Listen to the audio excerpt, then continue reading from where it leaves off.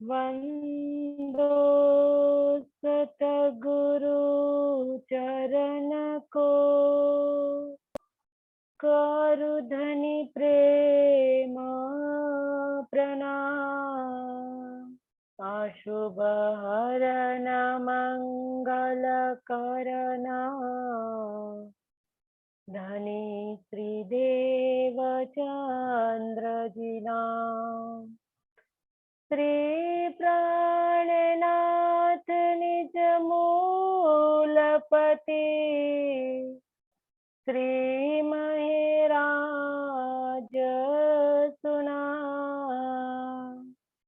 तेज कुंवरि श्यामा युगल को, पल पल करू प्रणाम, पल पल करू प्रणाम। आत्म संबंधी धाम धनी के लाडले एवं प्यारे सुंदर साजी, आपके श्री चरणों में मेरा कोटि कोटि प्रणाम जी।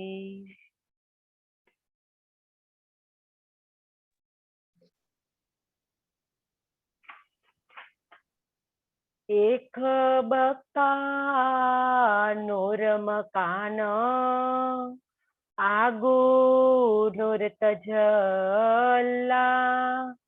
रहिया जबराइल हद नूर की, आगो पहुँचे रसूल अल्लाह।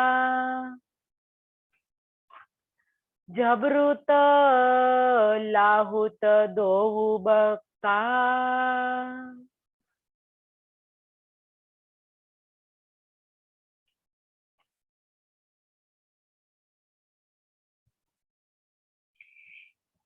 श्री अक्षरातीत धाम धनी श्री महामती जी के धाम दिल में विराजमान होकर इस मार्फत सागर ग्रंथ का वर्णन करवा रहे हैं। हम सब रूहों की आत्मा की जागृति के लिए धाम के धनी अलग अलग उपाय कर रहे हैं। इस मार्फत सागर ग्रंथ का पहला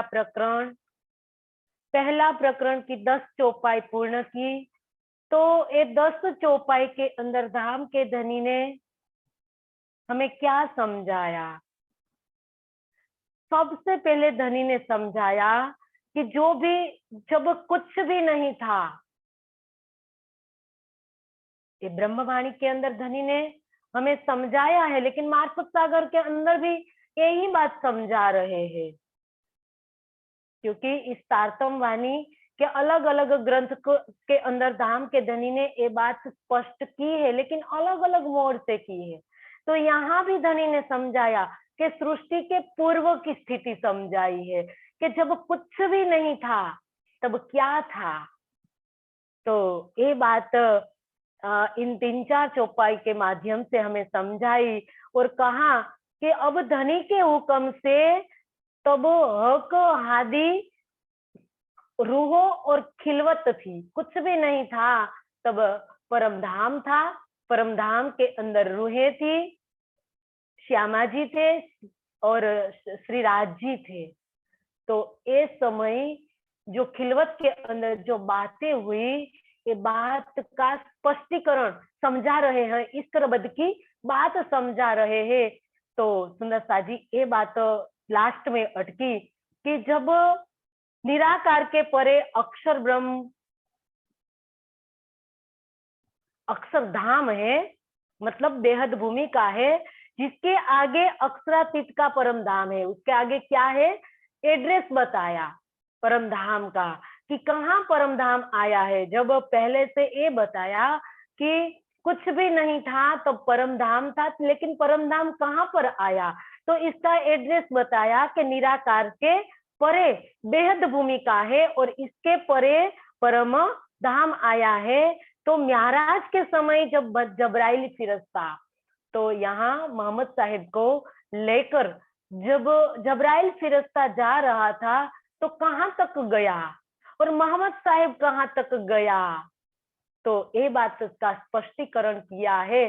तो सुंदर साजी यहाँ हमें समझना होगा। हम कई प्रकार से कहते हैं कि जबराइल फिरस्ता जमुना जी तक गया, तो सुंदर साजी इसका खुलासा यहाँ पर किया गया है। जबराइल फिरस्ता जमुना जी परम धाम में है, वहां जा ही नहीं सकता है, वो तो अक्सर का फिरस्ता है। वो परम धाम के अंदर कोई भी फिरस्ता प्रवेश नहीं कर पाता है, सिर्फ रूहें श्री राज जी, श्यामा जी और रूहें ही है परम धाम में। और इनके अंदर भी 5 स्वरूप, जो अद्वैत स्वरूप जिसको कहा गया है, श्री राज जी, श्यामा जी, सखिया, अक्षर ब्रह्म एवं महालक्ष्मी, आप 5 अद्वैत स्वरूप से, इसके बिना परम धाम के अंदर कोई प्रवेश ही नहीं कर पाता है। तो जबराइल फिरस्ता कहाँ प्रवेश कर पाएगा। तो ये बात बताई कि रहिया जबराइल नूर की, हद नूर की। नूर मतलब अक्षर धाम, अक्षर धाम मतलब परम धाम के अंदर जो अक्षर धाम है वो तो अक्षर ब्रह्म का निवास स्थान है, लेकिन जो नूर क्या यहाँ जो बात की है ये भी अक्षरधाम है, लेकिन वो अक्षरधाम बेहद भूमिका को कहा गया है, अक्षर की लीलास्थली को कहा गया है। वो लीलास्थली में आगू पहुंचे रसूल अल्लाह, लीलास्थली के आगे मतलब अक्षरधाम से आगे रसूल मोहम्मद गए, जबराइल फिरस्ता नहीं जा सका। और हम कई प्रकार से कहते हैं कि वो तो एक कदम आगे रखा तो उनको 500 बरस का थाक लगा। हम कहते हैं ना कि वो एक भी आगर पग नहीं धर सका। तो सुंदर साजी एक सत्स्वरूप की बात बताई है कि सत्स्वरूप से आगे वो नहीं जा सकता है, क्योंकि वो अक्षराफिल और जबराइल दोनों फिरस्ता अक्षर ब्रह्म के फिरस्ते है, तो परम धाम वो नहीं जा सकता है, वो सत्स्वरूप तक ही वहां जाकर ही रुक जाता है। तो ये बात बताई है। और इसके आगे कौन गया, रसूल मोहम्मद गया। तो ये बात यहाँ आगे भी बताई है, आगे की चौपाई में 11 नंबर की चौपाई में, जबरूत लाहुत दो बक्का हादी रूहे लेवे लज्जत ए पात साही हक की बीच नूर वाहिदत। अब यहाँ क्या कह रहे हैं, धाम के धनी श्री महामती के धाम दिल में विराजमान होकर हमें स्पष्ट पहचान दे रहे हैं कि जबरुत लाहुत दो बक्का, जबरुत मतलब अक्षरधाम। समझ में आ रही है ना सुंदर साजी, कुरान में जिसको जबरुत कहा है, इसको हिंदू ग्रंथों के अंदर अक्षरधाम कहा है। और लाहुत मतलब कुरान में लाहुत कहा है, और हिंदू शास्त्रों के अंदर जिसको परम धाम कहा गया है। तो अक्षरधाम मतलब बेहद भूमिका, अक्षर का 4 अंतस्करण कहो, बेहद भूमिका कहो, अक्षरधाम कहो, नूर कहो, ये सब समानार्थी, जबरुत कहो, सब समानार्थी शब्द है। तो यहाँ जबरुत का मतलब अक्षरधाम और लाहुत मतलब परम धाम, दोनों ही अखंड है। बक्का मतलब अखंड, दोनों ही अखंड है। हादी रूहे लेवे लज्जत, वहां कौन लज्जत ले रहे हैं परम धाम के अंदर। सुंदर साजी अक्षरधाम की बात नहीं है, यहाँ सिर्फ 2 तो बताया। तो इसमें अक्षरधाम है वो अविनाशी है, अखंड तो है ही लेकिन अविनाशी उसको बताया गया है। और परम धाम है वो तो स्वलीला अद्वैत परम धाम है, और अक्षरधाम अद्वैत भूमिका जिसको कहा है। और उस स्वलीला अद्वैत परम धाम में कौन कौन है, हादी मतलब श्यामा जी, रूहे मतलब सखिया, और श्री राजी क्या कर रहे हैं, अनंत प्रेम एवं आनंद का रसपान करती है। ये पातशाही अर्थ की कहाँ की पातशाही है सुंदर सा जी? ये तो परम धाम की पातशाही है, वहां का स्वामित्व है। हमारा प्रियतम जो साहेब है, उनकी साहेबी बहुत है। तो ये बात ये बताई है यहाँ कि हमारे प्रियतम श्री राजी श्यामा जी ब्रह्मात्माएं तथा अक्षर ब्रह्म की आनंद शक्ति की लीला आनंद के एकत्व में होती है। कैसे होती है? आनंद के एकत्व में होती है। बीच नूर वाहिदत जो बताया है, नूर वाहिदत का मतलब सुंदर सा जी यहाँ जो अक्षर ब्रह्म है वो सत्य की वाहिदत में है, और सखिया श्यामा जी, श्री राज जी, महालक्ष्मी, ये सब आनंद की वाहिदत में है। तो ये भेद यहाँ स्पष्ट किया है। तो अक्षरातीत सत्य होने से अक्षर ब्रह्म को सत्य के एकत्व में कहा जाता है। तो सुंदर सा जी एक खिलवत ग्रंथ की ये चौपाई के अंदर हम सब बोलते हैं कि जो पहले लय हक के दिल में ताए पीछे आए माहे नूर तीन पीछे हादी रूहन में, ये जो हुआ जहूर खिलवत के अंदर 6 नंबर के प्रकरण की चौपाई में बताया गया है कि जो लय पहले हक के दिल में, जब तक धाम के धनी जो मार्फत के स्वरूप है वो अपने दिल में नहीं ले लेते, तब तक सखियों और अक्षर ब्रह्म के दिल में नहीं आता है। श्यामा जी सखिया एवं अक्षर ब्रह्म के दिल में नहीं आता है। तो ये बात यहाँ स्पष्ट की है कि अक्षर ब्रह्म है वो सत्य की वाहिदत में है, और सखिया श्यामा जी ये आनंद की वाहिदत में है, और धाम के धनी मार्फत में, मार्फत का स्वरूप है, और श्यामा जी सखिया हकीकत के स्वरूप है।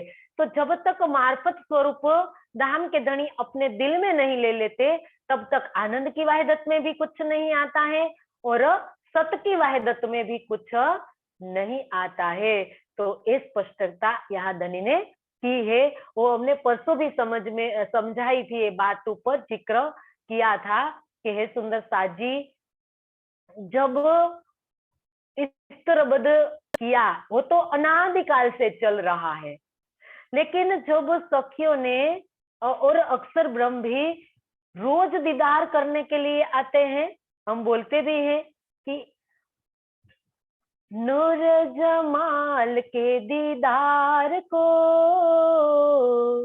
आते हैं नूर जलाल, नूर जमाल के माहौल में इत रूहे रहती है कमाल, देख तू निस्बत अपनी मेरी रूह तो आँखा खोल।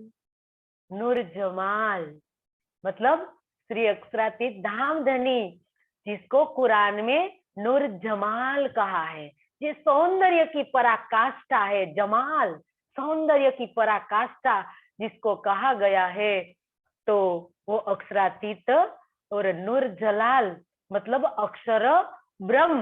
अक्षर ब्रह्म रोज अक्षरातीत का दीदार करने के लिए आते हैं, लेकिन कभी उनके दिल के अंदर रूहों को देखने का और रूहों की घुंघरू की आवाज कभी नहीं सुनाई दी। क्यों नहीं सुनाई दी? क्योंकि वो सत्य की वाहिदत में है।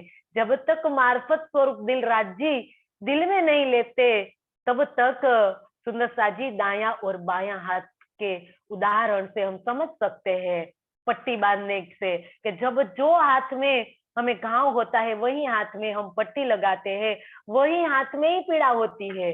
हमारे दाहिने हाथ में घाव होता है तो बाएं हाथ में पीड़ा नहीं होती है। जब तक सुंदर साजी चिदघन स्वरूप साहेब दिल में लेते हैं, तब भी सुंदर साजी आनंद की वाहिदत और सत्य की वाहिदत दोनों के दिल में आते हैं। तो दोनों अलग अलग वाहिदत में होने से सुंदर साजी पता ही नहीं चला, आनंद अंग श्यामा जी को पता नहीं चला कि अक्षर ब्रह्म कौन है। रोज धनी अक्षर धाम को बताते हैं, अक्षर ब्रह्म को बताते हैं, है? परम धाम के अंदर तो है अक्षरधाम कहीं थोड़ी अलग है, कोई बेहद भूमिका के अंदर अक्षरधाम नहीं है। अक्षर ब्रह्म का निवास स्थान, दोनों का दरवाजा साम सामने है। रंगमहल और अक्षरधाम दोनों का दरवाजा साम सामे है, लेकिन फिर भी सखियों को क्यों पता नहीं